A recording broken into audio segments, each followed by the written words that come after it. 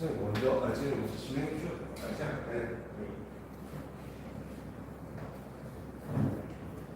네, 교육 시작하겠습니다. 네, 인사드리고 시작하겠습니다. 안녕하십니까, 현대사랑 교수입니다. 반갑습니다. 네, 피곤하시는 시간이시라서, 네, 그리고 이제 주제 자체가 자동차 보험이랑 운전자 보험 세일즈 관련된 내용 말씀드릴 건데, 아시는 분은 아실 수도 있는데, 제가 왜 여러 가지 여러 군데 손해보험사 지점장님들 계신데 굳이 왜 현대해상 지점장이 와서 하나 그러면은, 사실 제가 이제 입사해가지고 처음부터 영업 쪽에 있었던 건 아니고요. 저는 자동차 대입 보상을 먼저 시작했어요. 한 11년 정도 자동차 대입 보상만 하다가 이제 너무 보상하기 싫어가지고 손들고 영업으로 나온 그런 케이스거든요. 그래서 아무래도 다른 지점장님들에 비해서는 그래도 조금이나마 자동차 보험, 운전자 보험 이런 거 좀 실무적으로 말씀드릴 수 있어서 저희가 이런 기회를 좀 받게 됐고요. 사실 이제 자동차 보험이랑 운전자 보험은 되게 개별 개인적으로 되게 좀 차이가 큰 것 같아요. 그러니까 어떤 분들은 내가 자동차 보험을 많이 판매해봤고, 또 그리고 주변에 사고 나는 것도 많이 받고 하니까 어느 정도 좀 익숙하신 분들도 있고, 아니면 근데 대부분은 사실 그러실 거예요. 자동차 보험하면은 나랑 좀 거리가 먼 것 같고 이거 되게 좀 어렵다 하시는 내용들이 있어서 사실 오늘 그 내용들은 제가 개괄적인 내용들을 좀 위주로 말씀드릴 건데, 사실 제일 중요한 건 자동차 보험은 케이스 바이 케이스인 것 같아요. 그래도 뭐 사고가 나올 때도 그렇고 계약할 때도 그렇고 다 이제 계약하는 뭐 내용들, 사고 나는 내용들 서로 다 다르니까 케이스 바이 케이스다. 그래서 궁금하신 거 있으시면 그냥 저한테 편하게 연락 주시면 제가 뭐 사례 관련해서 말씀드릴 거고, 오늘은 그냥 크게 부담 갖지 마시고 개괄적으로 자동차 보험들은 이런 내용들이구나 라는 내용들 한 번씩 좀 보시면 좋을 것 같습니다. 자, 일단은 그 자동차 보험을 먼저 이제 좀 다뤄볼 거고, 그때 후반부에 운전자 보험을 좀 다뤄볼 건데, 우선은 자동차 보험이든 운전자 보험이든 결론적으로는 우리가 그 자동차 보험, 운전자 보험 준비하는 이유는 교통사고에 대비하기 위해서라고 이제 생각이 돼요. 그래서 교통사고가 발생이 되면 결과적으로 어떤 내가 법적인 책임을 지느냐 이렇게 좀 생각을 좀 해봐야 될 것 같고요. 우리가 일반적으로는 교통사고 나면 병원에 들어누워야 되나? 약간 이런 쪽, 아니면 차가 얼마나 부서졌네? 이런 쪽 위주로만 좀 생각이 나실 텐데, 그게 사실 우리 이제 민사적인 부분 관련된 내용이에요. 근데 사실 교통사고가 발생하게 되면 우리가 법적인 기준으로 놓고 따져봤을 때 세 가지 영역에 대해서 이제 법적인 책임이 발생이 됩니다. 먼저 말씀드렸던 민사 영역, 내 차가 파손이 되고 누가 다치고 이런 부분에 대해서 물어줘야 되는 내용들이 결국 민사적인 손해가 될 거고요. 그리고 형사적인 손해도 원칙적으로는 발생이 돼요. 왜냐하면 내가 교통사고로 인해서 남을 다치게 했다라는 건 결과만 놓고 봤을 때 내가 욱해서 주먹을 때 상대방을 때리거나, 아니면 상대방을 내가 쳐서 다치게 하거나 다쳤다는 결과값은 동일하기 때문에 마찬가지로 형사적인 책임도 원칙적으로 발생해요. 그리고 교통사고가 났을 때 마찬가지로 행정적인 책임, 만약에 내가 무면허로 운전을 했다, 아니면은 교통사고 경찰서에 접수가 돼가지고 벌점을 받는다, 뭐 이런 내용들이 다 행정적인 처분이기 때문에 크게는 우리가 이제 민사, 형사, 행정 이 세 가지 영역에 대해서 책임이 발생이 된다라는 거 좀 기억을 해주시고요. 일단은 행정은 제외하고요. 우리가 지금 오늘 볼 거는 결국 민사적인 부분, 형사적인 부분을 중점적으로 볼 거예요. 그래서 먼저 자동차 보험 관련된 내용을 저희가 민사적인 영역에 대해서 확인을 좀 할 거고요. 그러니까 민사 부분은 결국은 이제 남을 내가 다치게 하거나 남의 차량을 파손시켰을 때, 즉 나를 위한 보험이 아니라 남을 위한 보험이다라고 보시면 되고요. 그리고 이 형사적인 책임을 우리가 이제 준비하기 위해서, 즉 내가 교통사고를 크게 냈기 때문에 형사적인 책임이 발생이 돼서 나를 보호하기 위해서 내가 벌금 나오는 것도 강화하고 형사비금도 봐야 되고, 이런 내용들을 운전자 보험에서 영역에서 다루는 게 이 형사적인 책임 영역이다라고 보시면 좋을 것 같아요. 근데 먼저 제가 지금 이제 요 내용이 먼저 나왔으니까 민사적인 영역, 교통사고 먼저 보기 전에 형사 관련된 내용을 먼저 좀 말씀을 드리면, 사실 우리가 아까도 말씀드렸지만 남을 때리게 되면 형사적인 책임이 발생이 되는 거잖아요. 근데 우리가 교통사고 났다고 해서 무조건 경찰서에 끌려가거나 그런 건 아니잖아요. 사실 그 이유가 제일 중요한 게 교통사고 처리 특례법이라는 별도의 법 조항이 있기 때문에 우리가 교통사고를 냈더라도 일부는 안심을 할 수가 있다, 이렇게 보시면 될 것 같아요. 그래서 이 교통사고 처리 특례법에 대해서 한번 먼저 살펴보면, 교통사고 처리 특례법 제1조 보시면 교통사고를 일으킨 운전자에 관한 형사처벌 등의 특례를 정한다 된다. 그러니까 형사처벌이 원칙적으로 발생을 하지만 무조건 교통사고 냈다고 해서 범법자로 만들 수는 없기 때문에 형사적인 처벌에 대해서 면제를 해주겠다라는 게 일단 이 법률에 제일 먼저 나와 있는 내용이에요. 그리고 두 번 이제 특례법 주로 이제 형사적인 처벌이랑 관련된 내용을 몇 개 발췌를 좀 했는데 특례법 3조를 보시면 기본적으로 차의 운전자가 교통사고로 인해서 형법 268조 나와 있는데 요거는 이제 남을 다치게 했을 때라고 보시면 돼요. 과실치상이라고 보시면 되는데 요 범죄를 저지르는 경우에는 즉 교통사고를 낸 경우에는 5년 이하의 금고 또는 2천만 원 이하의 벌금에 처한다라는 문구가 있어요. 근데 그럼 봐준다네? 라고 했잖아요. 그러면 그 봐주는 내용이 밑에 나와 있습니다. 여기 빨간 글씨 표시되어 있는 운전자에 대하여는 피해자의 명시적인 의사에 관하여 공소를 제기할 수 없다. 이게 뭐냐면 우리가 흔히 알고 있는 반의사 불벌죄. 그러니까 피해자가 원치 않으면 공소를 제기할 수 없다. 그러니까 처벌을 형사 책임을 지게 할 수 없다. 이런 내용이에요. 근데 중요한 거는 더 중요한 건 뭐냐면 그러니까 기본적으로 이제 피해자가 이 사람 벌 주세요라고 하지 않으면 공소를 제기할 수 없다는 얘기인데 그런 내용에도 불구하고 그 밑에 또 빨간 글씨 쳐져 있는 내용들을 보시면 조치를 취하지 않고 그러니까 사고 내고 도주하거나 이게 우리가 알고 있는 뺑소니죠. 뺑소니 관련된 내용들 그 밑에는 음주 측정, 음주 위반 이런 내용들, 음주 사고 그리고 그 밑에 있는 12대 중과실 사고로 인하여 인 대죄는 그러니까 피해자가 이 사람 벌 물어주지 마세요라고 하든 안 하든 상관없이 처벌을 하겠다 그 내용이라고 보시면 돼요. 자 그리고 특례법 4조를 보시면 만약에 이제 결론적으로는 보험 또는 빨간 글씨 보시면 보험 또는 공제에 가입되어 있는 경우 즉 자동차 보험에 제대로 가입한 사람에 대해서는 공소를 제기할 수 없다. 그러니까 우리가 일반적으로 아까 말씀드린 대로 형사처벌이 발생이 되지만 형사처벌을 면제받기 위한 가장 기본적인 조건은 여기 이제 보험을 가입해야 된다. 정확히는 종합보험에 가입을 해야 된다. 이런 내용이라고 보시면 돼요. 근데 이 내용을 우리가 지금 이렇게 말씀을 드렸지만 다만 어느 하나에 해당되는 경우도 그렇지 않다. 그러니까 이거 왔다 갔다 하니까 좀 헷갈려요. 근데 거기 나와 있는 내용이 뭐냐면 뺑소니랑 12대 중과실 아까 이제 3조 2항 앞에서 봤던 게 뺑소니랑 12대 중과실 관련된 내용이고요. 그리고 사망 중상해 그러니까 사고를 냈는데 피해자가 사망했거나 크게 다치는 중상해를 입었거나 또는 보험 처리가 안 되거나 이런 경우에 대해서는 이 특례법 4조를 적용받지 못한다라는 얘기예요. 그러니까 여러 가지 내용을 말씀드렸지만 자, 심플하게 정리하면 이거예요. 우리가 기본적으로 형사처벌이 발생이 되지만 형사처벌을 면제받기 위해서는 대저희자가 일단 종합보험 처리가 돼야 돼요. 그러니까 이 세 가지 중에 하나만 비껴나가더라도 내가 형사처벌을 지게 된다라는 얘기가 되거든요. 즉 종합보험에 가입이 안 된다라고 하면은 형사처벌이 되는 거예요. 이따 뒤에서도 보겠지만 우리가 지금 종합보험에 가입이 돼야지 형사처벌을 면제받는다라고 했잖아요. 근데 우리 그 자동차 보험 가입하실 때 대인 1, 2 이렇게 보신 거 있죠. 근데 대인 1은 이제 책임보험만 가입하는 거고요. 대인 2까지 가입을 해야 종합보험을 가입을 하는 거예요. 그럼 보험료, 자동차 보험료 비싸다고 대인 1만 가입하시려고 하는 고객분들 계실 거예요. 그럼 이런 분들이 교통사고 나면 실질적으로 형사적인 책임이 발생이 된다. 즉 벌금이 됐든 뭐가 됐든 형사적인 책임이 발생이 된다. 일단 그거는 꼭 기억해 주시고요. 또 하나 뺑소니 또는 12대 중과실 사고를 내면 어쨌든 형사처벌은 져야 된다라는 얘기고요. 세 번째 얘기는 사망 또는 중상해를 입었다 하면 형사처벌을 받게 된다. 이렇게 보시면 돼요. 그래서 이런 형사처벌이 발생이 됐을 때 우리가 나를 보호하기 위해서 가입하는 게 운전자 보험이다라는 내용 먼저 좀 기억을 해보시면 좋을 것 같고요.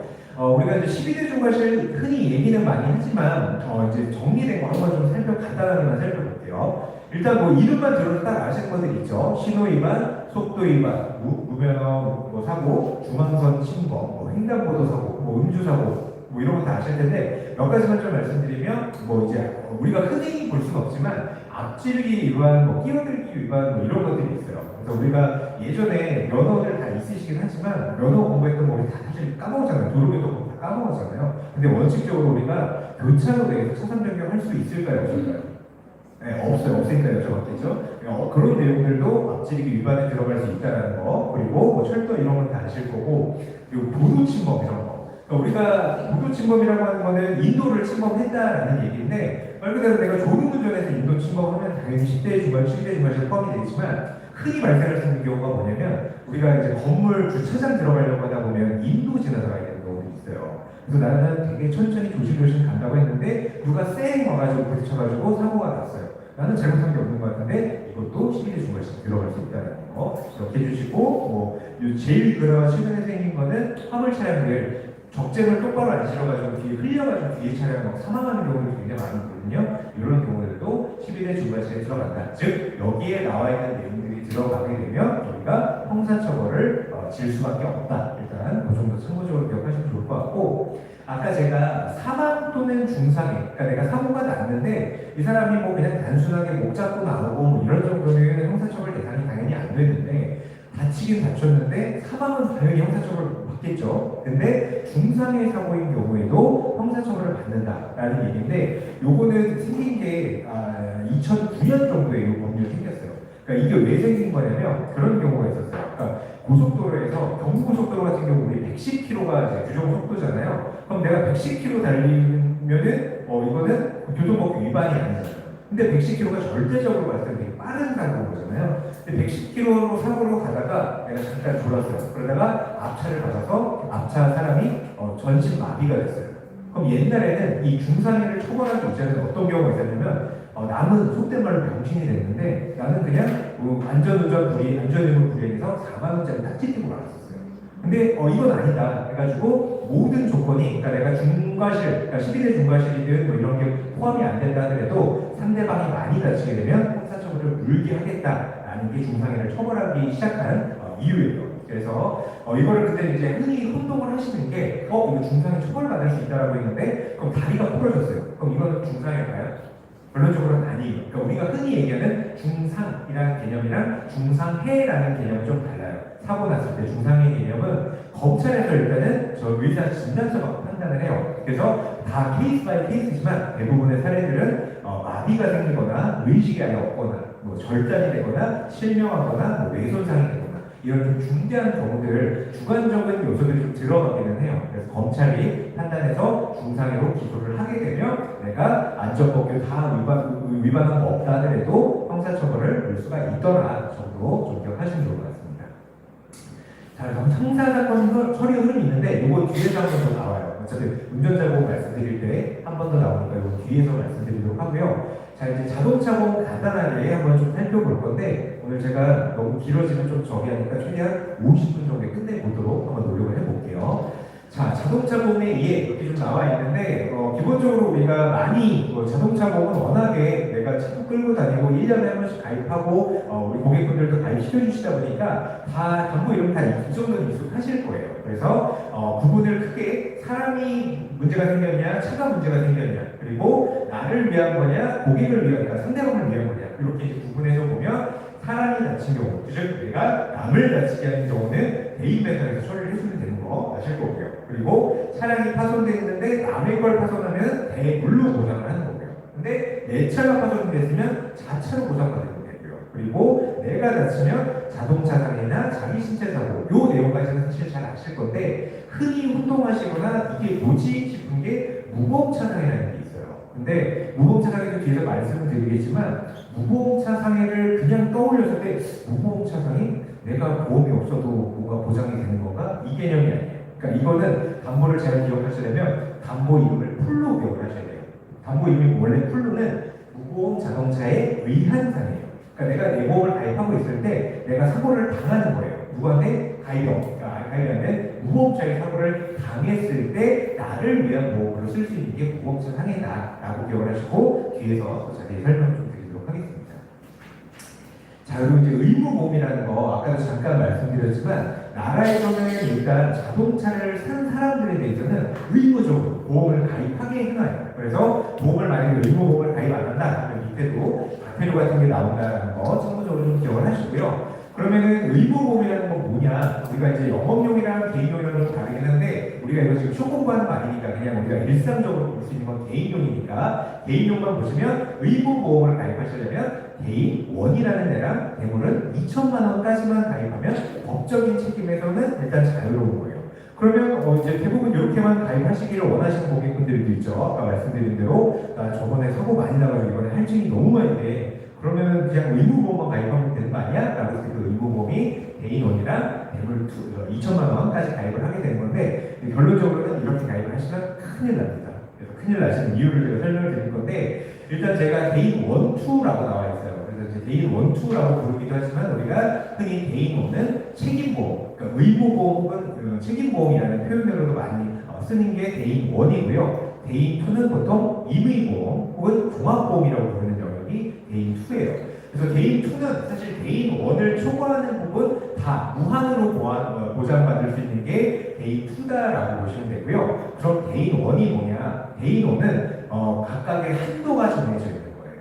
데인 1은 한도가 정해져 있는데 이게 사망에 대한 거냐, 부상에 대한 거냐, 후유장애까지 생겼느냐 이 내용에 따라서 한도 금액이 달라집니다.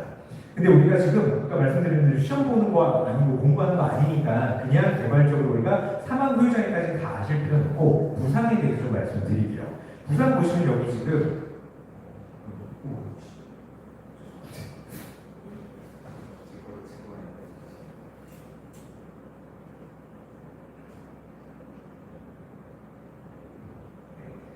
자, 부상에 대한 내용 보시면은 여기 최대 3천만 원이라고 적혀 있죠. 그럼 데인 1 가입하면 나는 3천만 원까지 보장받으면 데인 1만 가입하면 되는 거 아니야? 라고 생각하실 수 있는데 이게 이제 착시예요. 왜냐면 최대 상처이잖아요. 그러니까 3천이 아니라 사실은 부상은 상해 급수별로 한도 금액이 나눠집니다. 그거를 꼭 기억을 하셔야 돼요. 그래서 제가 이걸 약관을 쭉 발췌한 건데 이거는 우리 이제 그 운전자 보험 받을 때도 자부상 뭐 14급이냐 11급이냐 이거 많이 얘기하시잖아요. 그 급수가 요 급수예요.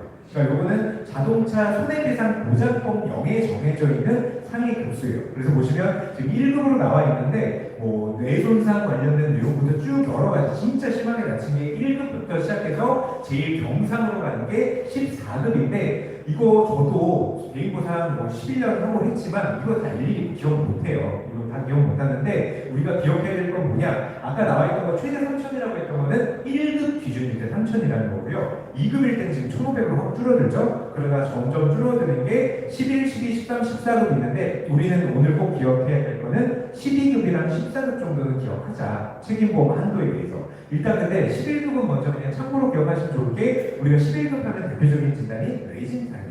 그래서 옛날에 우리 그 보험 가입했을 때 자부상 같은 거 11급 막 500만 원 가입하는 시절이 잠깐 있었어요. 그래서 뇌진탕은 참고로 11급이다. 근데 제일 많은 건 12급이랑 14급이에요. 12급은 뭐냐면 여기에 쭉 여기 나와 있지만 3번이 제일 중요합니다. 3번 척추염좌.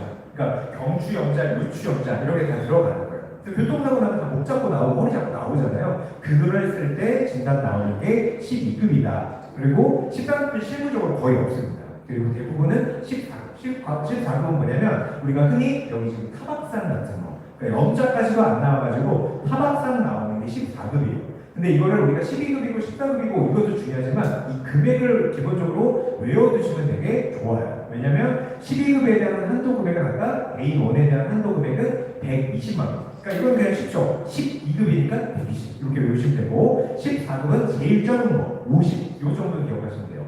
그럼 이 얘기는 뭐냐? 내가 만약에 책임보험만 돈이 없어서 가입을 했다라고 하면은 내가 교통사고를 냈어요. 그러니까 가다가 지나가는 애를 툭 쳤어요. 근데 내가 책임보험밖에 가입이 안 됐어요. 그러면 걔가 진단이 물론 12급 아니면 14급 나오겠죠. 근데 12급도 안 나와서 14급 나왔다. 그럼 50만 원 한도 내에서 보험사에서는 치료비 플러스 합의금까지 다 더한 금액이 50만 원 한도밖에 안 되는 거예요. 근데 요즘 세상에 병원 한두 번만 가도 2, 30 나오고 우리 합의금 50만 원에서 끝내겠어요? 안 끝내지? 그러다 보면 한도는 무조건 넘어갈 수밖에 없다. 그러니까 책임보험만 가입시켜주세요 라고 하는 거는 이런 얘기 꼭 하시면서 우리는 일반적인 사고는 한도가 50 아니면 110밖에 안 돼요. 진단에 따라 다르지만 근데 50 가지고는 보험처리 절대 그 넘어가는 영역은 다 당신이 이제 그 구상도 떨어지게 됩니다. 이런 식으로 법을 좀 줄 필요가 있다는 거죠. 그래서 일단 그거 기억하셔가지고 일단 데인 1에 대해서는 부상한도가 최대 3천이라고 나왔지만 이거는 1급 기준이다. 그래서 우리가 12급이랑 14급 정도는 기억을 해두자. 이렇게 좀 말씀드릴 수 있고요. 자, 그리고 이제 데인 보상 1에 대한 약관, 데인 보상 2에 대한 약관이 있는데 이게 손해사정사 공부할 때 요 세 페이지 있잖아요. 요 세 페이지만 가지고 하루 종일 떠들어요. 강사가. 그러니까 되게 중요한 내용이고 되게 복잡한 내용이라 사실 이걸 오늘 다 다룰 수는 없고 그냥 아까 우리가 그냥 요 정도만 보시면 좋을 것 같아요. 대인배상 원은 뭐냐면 대인배상 원은 우리가 일반적으로 의무보험이라고 부르기도 하고요. 그리고 아까 이제 계속 말씀드리지만 자동차, 그러니까 민법의 특별법으로 자배법이라고 우리가 줄여서 부르는 게 자동차 손해배상 보장법이라는 게 있어요.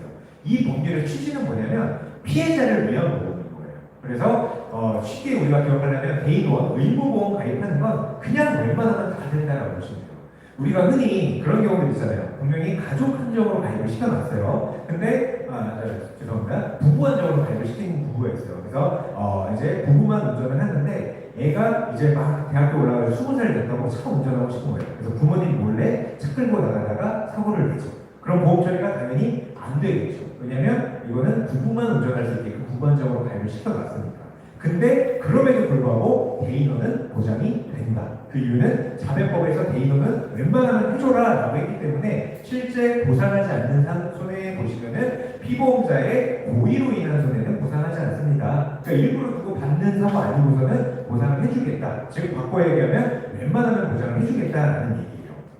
자, 근데 대인보상 2는 그냥 우리 일일이 다 보지 말고요. 보상하지 않는 손해. 아까 얘는 고의사고만 저기라고 보상하는 면책사유라고 했잖아요.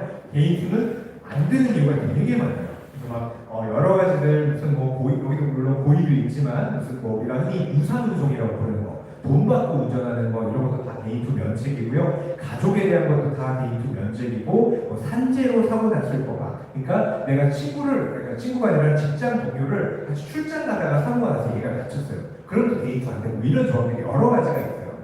이런 거는 그냥 우리가 일일이 다 미리 공부할 필요는 없으니까 그냥 그런가 보다. 그래서 우리가 쉽게 정의하면은 대인원 의무보험은 웬만하면 다 처리를 해줘야 된다. 그래서 우리가 만약에 그 운전자 범위 밖에 사람이 운전을 하더라도 딴 거는 다 보험 처리 보험회사에서 안 해주지만 대인원 책임보험 한도까지는 보험 처리를 해주더라. 그 이유가 이런 이제 약관 때문에 그렇더라 정도만 좀 보고 넘어갈게요. 자, 그리고 이제 대인 사고가 나게 되면은, 즉 내가 남을 다치게 하게 되면 보험회사에서는 이 약관을 기준으로 해서 세 가지로 나눠서, 그러니까 다친 정도를 구분을 해서 아까도 우리 한도 금액이 사망 다르고 후유장애 다르고 부상 다르다라고 말씀드렸듯이 지급 기준도 사망 다르고 후유장애 다르고 부상 다 달라요. 근데 사망 후유장애는 우리 전문가가 아니니까 이건 그냥 제외하고요. 흔히 실생활에서 볼 수 있는 거는 부상 관련된 내용이죠. 그래서 이게 제일 정의하는 게 부상에 대한 부분에 여기에 뭐가 들어가냐면 우리가 제일 관심 있어 하는 부분, 합의금이 여기 들어가는 거예요. 그래서 대인에 대한 보상 지급 기준은 어떻게 되는지 간략하게 보시면 일단 첫 번째는 적극손해라는 항목이 있어요. 이건 그냥 치료비 나오는 거. 보통 우리가 일반적으로 내가 다쳐서 병원 가거나 무슨 일상생활 내가 상처이 됐거나 이런 걸 병원 갈 때는 내가 일단 치료비 내고 보험사에 실손 청구하고 일배책 청구하잖아요. 근데 자동차 보험은 흐름 자체가 아예 다르죠. 왜냐면 이건 건강보험 체계를 적용받는 게 아니라 자동차 보험이 별도 수가가 정해져 있기 때문에 병원에서 교통사고가 났다 하면은 환자가 직접 치료를 내는 게 아니라 자동차 보험사에서 병원으로 다이렉트 치료비를 주게 돼 있습니다. 그래서 병원 가면은 지불 보증해주세요, 지불 보증해주세요. 교통사고 환자들이 얘기하는 게 이 이유 때문이에요. 거기에 치료비는 적극손해라는 부분에 포함이 되어 있다. 그럼 요 밑에 나온 내용들이 합의금을 구성하는 요소들인데 보시면 위자료, 휴업손해, 간병비, 급여계 손해배상 등 이렇게 네 가지로 나뉘어져요. 그래서 이 내용을 말씀을 먼저 드리면 참고로 위자료는 제가 이제 그 대인보상 실무할 때 제일 많이 요구하는 게 뭐냐면 위자료 때문에 많이 요구하거든요. 왜냐면 위자료는 어떻게 정해지냐면 상해 급수에 따라 정해집니다. 아까 우리 1급부터 14급 상해까지 말씀드렸죠. 그 상해 다친 정도에 따라 위자료가 달라져요. 그래서 1급은 위자료 얼마 쭉쭉쭉 이렇게 내려오는데 14급은 위자료가 얼마냐면 15만 원이에요. 그래서 제가 이제 그 교통사고 나신 분한테 합의를 해야 되는 게 제 직업이었으니까 이렇게 해서 보험금이 위자료가 15만 원 산정되시고요 하면은 이제 잠깐 당신 내가 어떤 사람이잖아. 내가 어떤 사람이라고 15만 원을 위자료를 줬대. 이런 경우들이 많았는데 실질적으로는 위자료는 상해 급수에 따라 책정이 된다는 거. 그리고 휴업손해라는 부분은 입원했을 때 보통 사실 뭐 입원이든 통원이든 상관은 없지만 통상적으로 입원했을 때 내가 발생된 그 원래 내가 100만 원을 벌던 사람인데 입원하는 바람에 50만 원밖에 못 받았다라고 했을 때 차감된 50만 원의 85%만큼을 주는 내용들이다 보시면 되고요. 그리고 상해급수 5급까지는 간병비까지도 나옵니다. 그리고 통원하시는 환자분들은 하루에 8,000원씩 교통비 책정되는 부분이 있어요. 근데 우리가 요 기준만 놓고 보면 누구는 합의금을 100만 원을 받았고 누구는 300만 원을 받았다. 그러면 사실 요 기준대로 하면 사실 말도 안 되는 일이거든요. 근데 요 내용에 이제 빠져있는 게 뭐가 있냐면 사실 향후 치료비라는 게 있어요. 그러니까 보험사 민영 보험회사에서는 이 환자들이 계속 세월호 내원에서 치료 받으실 수도 있는 거니까 빨리 치료를 종결시키기 위해서 합의를 볼 때 일정 부분에 나중에 알아서 치료받으시도록 향후 치료비를 감안해서 이제 합의를 받아들이는 거기 때문에 원래 기준상대로 하면은 뭐 100만 원 이렇게 딱 떨어질 수가 없어요. 근데 나머지는 향후 치료비용으로 맞춰서 보통 합의를 보는데 올해 초에 조금 이슈가 있었던 게 이 향후 치료비가 하도 문제가 되니까 즉 너도 나도 합의금 많이 달라고 할 수밖에 없잖아요. 사람들은 그럴 수밖에 없어요. 근데 그게 하도 문제가 되니까 이제 나라에서 경상자들은 향후 치료비 주지 말아라 라는 법을 원래 만들려고 했다가 지금 계속 거센 저항에 부딪혀가지고 계속 이게 시행은 아직 안 되고 있어요. 근데 조만간 시행된다라고 하니까 그러면 좀 양상은 달라지겠지만 일단 아직까지는 그렇지 않더라. 그래서 나중에 혹시라도 내 지인이 아니면 내 고객이 사고가 났는데 이거 합의금 얼마 받을 수 있어요? 사실 이게 제일 궁금하잖아요.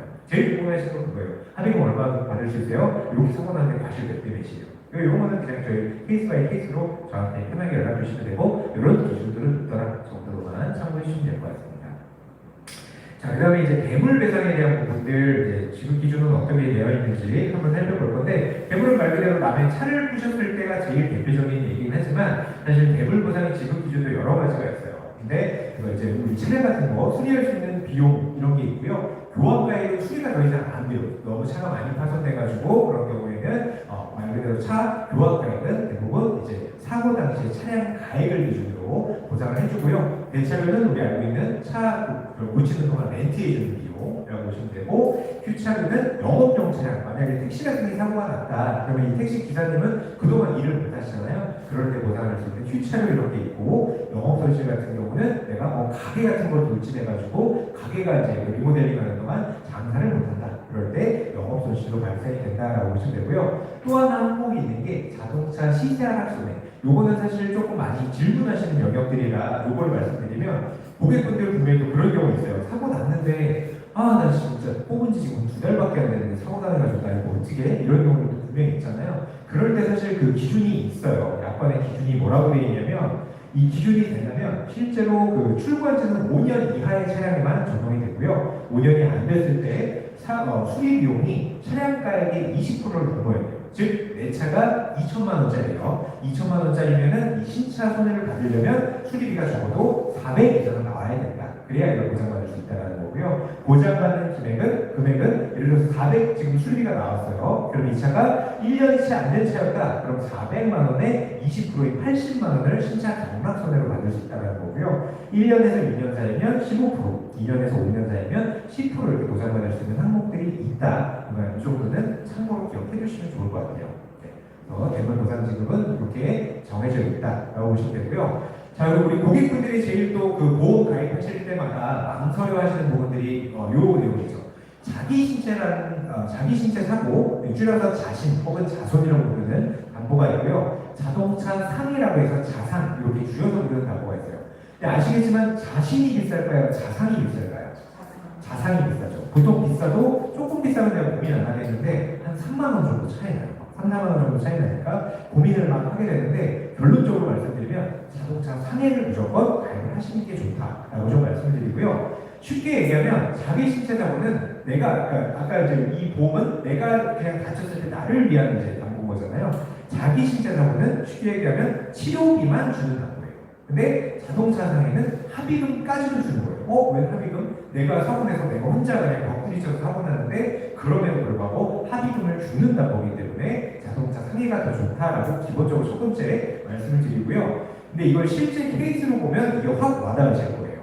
자, 만약에 내가 길 가다가 졸음운전해서 벽을 받아가지고 골절 생겨서 자동차 상해 기수 5급에 해당되는 큰 부상을 입었어요. 그래서 한 달 동안 입원을 했더니 치료비가 800 정도가 나오고요. 한 달 동안 내가 일을 못해서 300 정도 일을 못한 손해가 발생이 됐어요. 그리고 간병인도 처음에 부러진 것 때문에 한 3일 정도를 내가 썼어요. 자, 이렇게 했을 때 자기 신체 사고를 발생하시면 물론 치료비만 주기도 하지만 치료비를 어떻게 주냐면 상해 급수별로 나눠서 줘요. 그러니까 1급일 때는 한도 금액이 치료 비용이 얼마 있는 거고요. 적게는 14급일 때는 20만 원 한도인 경우도 있어요. 그러면 치료 몇 번 받으면 그냥 끝나는 거거든요. 근데 5급일 때 기준으로는 이제 만약에 가입금액 1,500짜리로 하게 되면 한도 금액이 500밖에 안 돼요. 그러면 실제 내가 지금 치료비 800 나왔잖아요. 그럼 자기 신체 사고 가입한 사람은 치료비용 800 나왔는데 500만 보험사에서 내주고 300만 원은 내 돈으로 내야 되는 거예요.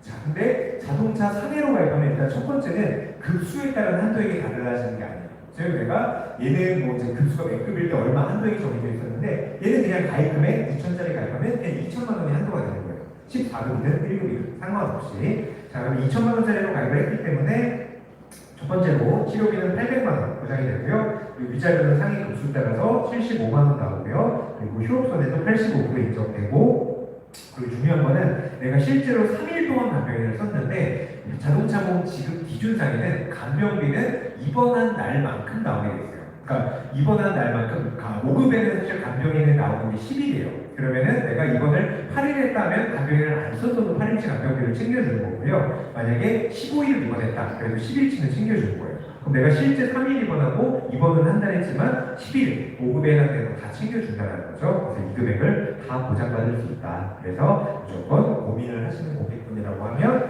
자동차 상해로 의도를 해주시는 게 좋다. 동경을 해보시면 좋을 것 같습니다.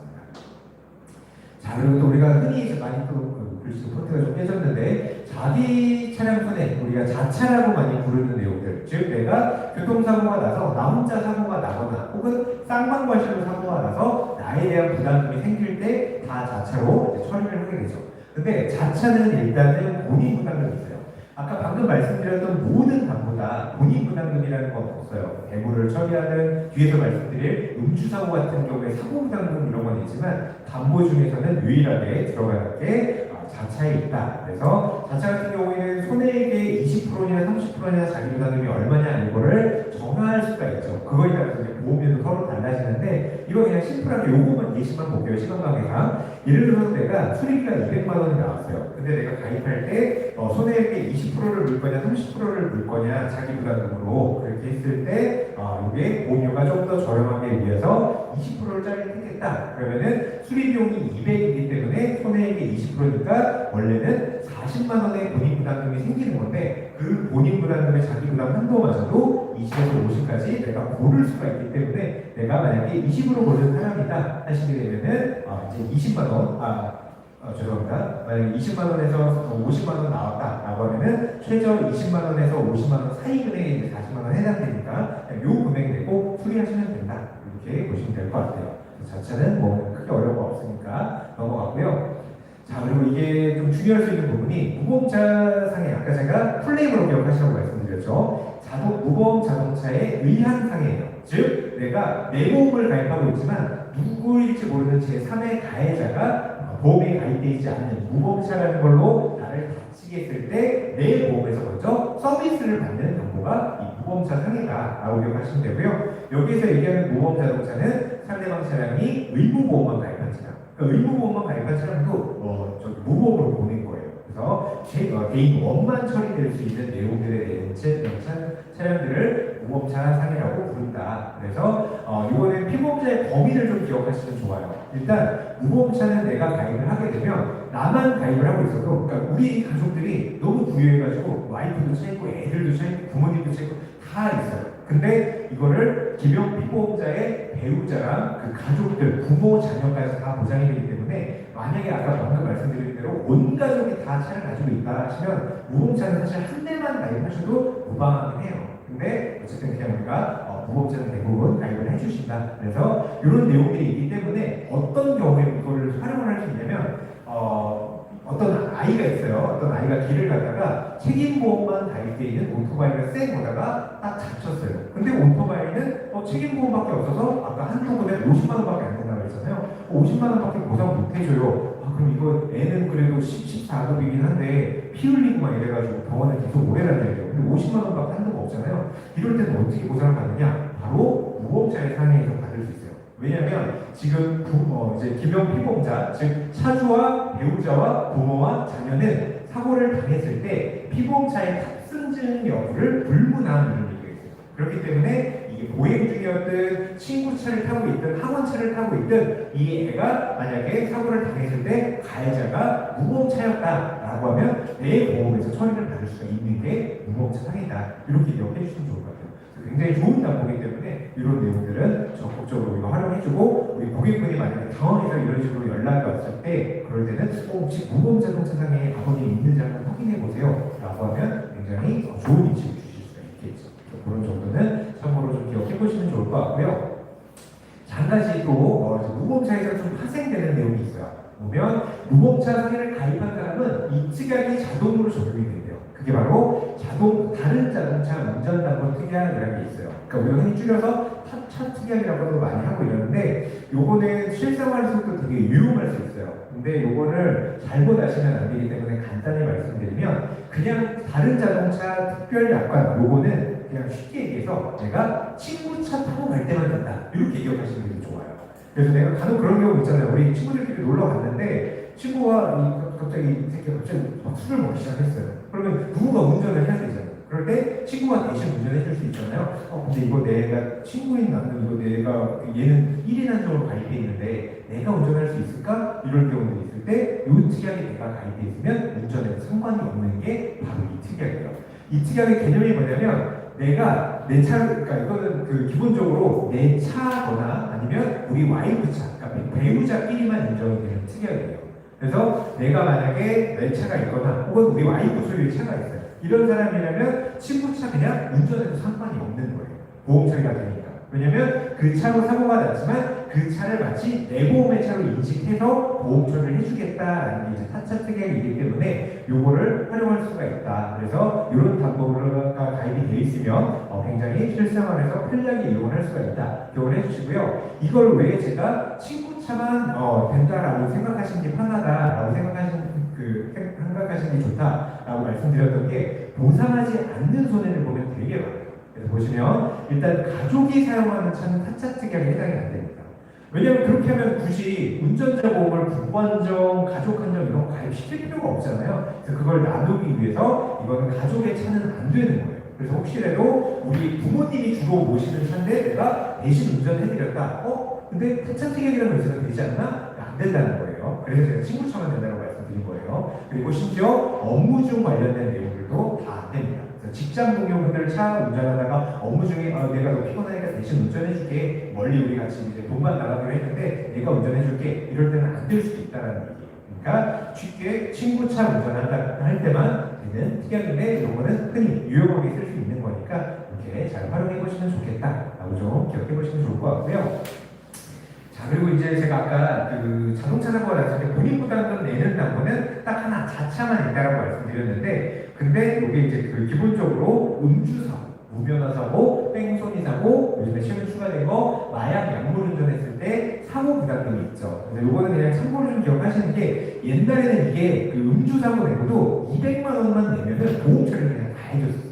그러다 보니까 음주운전이 사회적으로 문제가 되고 이러다 보니까 이게 엄청 늘어나서 대인원 같은 경우는 전액 이제 본인 부담이에요. 그러니까 즉 내가 아까 14급 사고를 냈어요. 그럼 일단 기본적으로 50만 원은 자기 부담금 내야 된다. 그러니까 보험 처리를 안 해준다는 얘기인 거죠. 그리고 데이2, 즉 대인원이 넘어가게 되는 내용은 1억 원까지 본인 부담금을 내야 된다는 얘기니까 사실상 이제는 음주사고, 무면허사고, 뺑소니 사고 이런 내용들은 이 보험 처리 안 된다라고 하셔도 무방할 것 같아요. 그래서 우리가 자고 있다가 갑자기 고객분이 전화가 다른 걸 보죠. 내가 지금 음주사고를 했다. 어떻게 해야 되냐. 이런 경우 오면은 보험 처리 어차피 안 됩니다.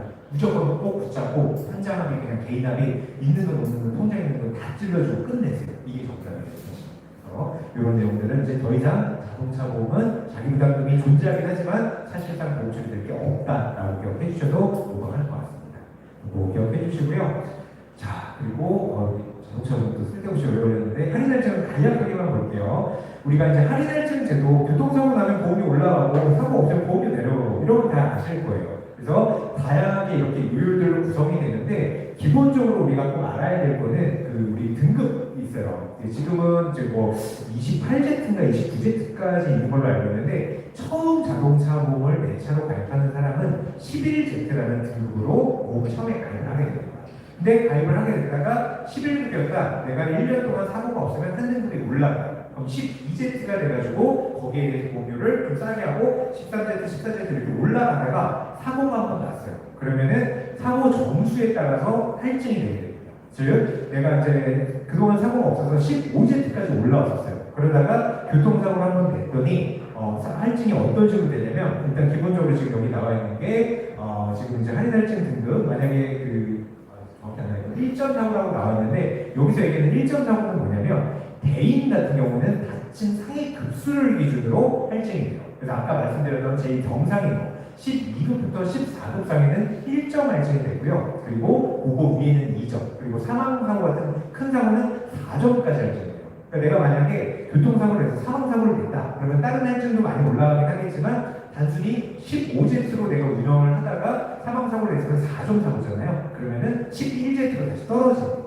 그런 식으로 이제 할증이 된다는 거 기억해 주시고, 물론 할인 할증 등급에 대한 것도 이제 할증에 영향을 미치지만 사고 건수에 대해서도 영향을 미칠 수 있다. 그래서 3년간 사고가 몇 회 있었는지 한 번, 그리고 1년 동안 몇 번 사고가 있었는지 이 두 가지를 같이 복합적으로 해서 할인 할증이 된다. 이 정도만 참고로 기억해 주시면 될 것 같아요. 넘어가겠습니다. 자, 그래서 이제 나머지 시간 동안 간단하게 운전자 보험 좀 말씀드릴 건데, 아까도 초반에 말씀드렸지만 이제 자동차 보험인 남을 다치게 했을 때 남을 위한 보상, 즉 민사적인 영역에 대한 보장이라고 보시면 되고요. 운전자 보험은 나를 위해 필요한 보험인 거죠. 그래서 물론 이제 운전자 보험에 살해 담보도 있기 때문에 기본적으로 내가 다쳤을 때 보장받을 수 있는 내용도 있지만 형사적인 책임, 그리고 비용 손해, 벌금이라든지 변호사 선임 비용, 그리고 형사사고를 냈기 때문에 내가 형사처벌 수위를 낮추기 위해서 상대방이랑 합의를 또 봐야 되잖아요. 이런 내용들, 그래서 사고처리 지원금, 변호사 선임비, 벌금, 이런 이제 세 가지 비용 담보, 3대 비용 담보라고 하죠. 이게 운전자 보험의 핵심이다. 먼저 좀 기억을 해주시고, 사실 이제 운전자 보험을 판매할 때 제일 알고 계시면 좋을 게 변전사 관련된 내용들이에요. 그래서 요거는 한번 좀 참고를 해주시고 나중에 이 자료를 제가 드릴 테니까 한 번씩 봐주시고 그 변천사의 흐름까지 간단하게만 좀 살펴볼게요. 일단 우리가 2009년도 이전에 판매했던 내용들에 대해서는 형사비금이 정액으로 나왔어요. 이 얘기는 뭐냐면 내가 사망사고를 냈을 때 가입 금액이 3천만 원이다. 그러면은 형사비 보세요라고 3천만 원을 쭉 던져는 거예요. 근데 그때는 그냥 3천만 원 준 거기 때문에 형사비금이 1천만 원만 보더라도 합의가 되는 경우들도 있잖아요. 그럼 2천만 원은 내 돈이 된 거예요. 즉 내가 사람을 죽여놓고 2천만 원을 내가 갚게 되는 무시무시한 상황이 발생되다 보니까, 그래서 이거를 실손으로 바꾸게 되면서 이름을 바뀐 게 형사비금이 사고처리 지원금으로 바뀐 게 2009년 10월이다. 그래서 이때 들어갔던 게 뭐냐면 일반 중상의 거죠. 제가 아까 말씀드렸다시피 고속도로 가다가 110km 수행한 정속 중에 있는데 사람이 많이 다쳤을 경우에 이제는 처벌받는다라고 했잖아요. 그때 이제 생긴 시기가 이때이기 때문에 이때부터는 일반 중상에도 보장이 되기 시작했다. 참고로 좀 기억을 해주시고, 사실 우리가 제일 많이 알고 계시는 거는 이때일 거예요. 2020년 4월달에 뭐가 생겼냐면 이름은 다 아시죠? 민식이법이라는 게 생겼죠. 민식이법이 뭐냐면 사실 이제 도로교통법이랑 특정범죄 가중처벌법에서 이제 특가법 이 두 가지 법률에 대해서 제정이 된 건데, 그래서 이제 민식이법 생겼으니까 스쿨존, 민식이법이 스쿨존 관련된 건 다 아실 거예요. 스쿨존에는 무조건 신호등이랑 가속 카메라 다 설치해라 라고 해서 바뀐 게 첫 번째고, 근데 우리가 알아야 될 거는 특가법. 그러니까 이제 이 특가법이라는 게 뭐냐면 특정 범죄에 대해서 가중해서 처벌하겠다. 그러니까 뺑소니 같은 중대한 사고들에서는 가중해서 처벌하겠다라는 내용인데, 이게 스쿨존까지 들어가게 하면서 민식이법이 악법이다 얘기가 많았었던 건데, 어쨌든 중요한 거는 이 특가법으로 들어가면서 어떤 내용이 생겼냐면 어린이를 다치게 하는 경우에는 이런 경우에는 벌금이 3천만 원 이하가 나온다. 이런 법률이 생긴 거예요. 근데 이게 왜 중요하냐면 이 민식이법이 등장하기 이전에는 교통사고로 나올 수 있는 최대 벌금의 한도가 2천이었어요. 근데 특가법으로 이제 들어가면서 3천만 원이라는 내용이 딱 생기니까 그 이전에 가입했던 분들, 즉 24년 전에 20년 4월 전에 가입했던 분들은 2천만 원이 최고가네요. 벌금 낼 수 있는 게. 그러니까 이거 무조건 업셀링 해야 됩니다. 라고 해서 난리가 났었던 거예요. 그래서 혹시라도 아직까지도 20년 4월 이전에 가입하신 분들은 이 내용을 얘기해 주시면서 너 그러다 스쿨존에서 사고 나면 벌금 2천만 원 받고 보장 못 받으면 1천만 원 무돈으로 내야 돼. 이러면서 겁주면서 가입시킬 수 있다. 이렇게 보시면 되고요. 그 다음에 또 몇 가지 뭐 이제 6중 2만 뭐 이제 뭐 여러 가지 담보들도 좀 새로 나오긴 했지만 이거는 크게 중요하지 않다고 보고요.